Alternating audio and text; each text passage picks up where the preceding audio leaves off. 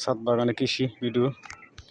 এই যে রঙের মধ্যে লাগাইছি, বেগুন হয়েছে, আরও ভিডিও দেখাইতেছি।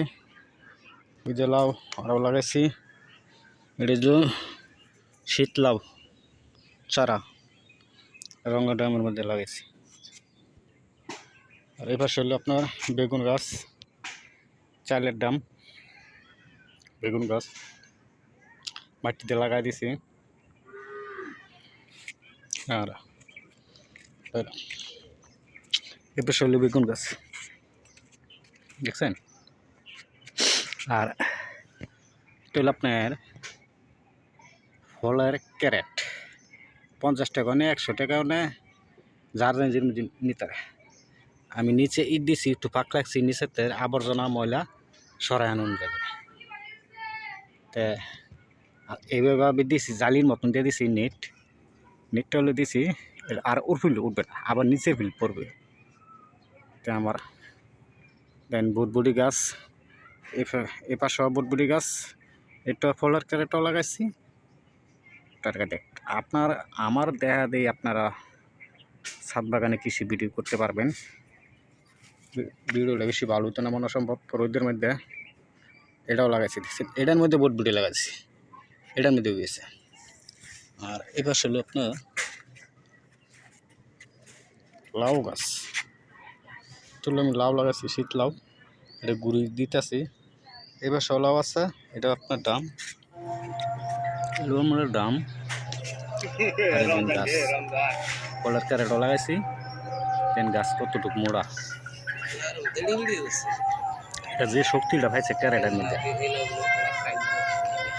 তো কিন্তু এটা মাটির মধ্যে শক্তিটা পাবে। আর এবার হলো মা বেগুন গাছ, এটাও বেগুন ফলাইছে। আমাদের লাউ গাছ, আমার লাউ কাটবো, আপনারা দেখবেন। সারে সারে দিছি। আসসালামু আলাইকুম নয়ন ভাই, কেমন আছো? এই কলমের তুমি যে লাউ কাটবা, এটা কি তুমি নিজস্ব গাছ লাগাইছো? গুড়ি বানতাছি, আমাদের তো কোম্পানি থেকে লাগাইছো গাছ, বাস নাই। তো লাউ কাটা শুরু করো। বাস নাই, কাটো গুড়ি দিয়ে দিতেছি।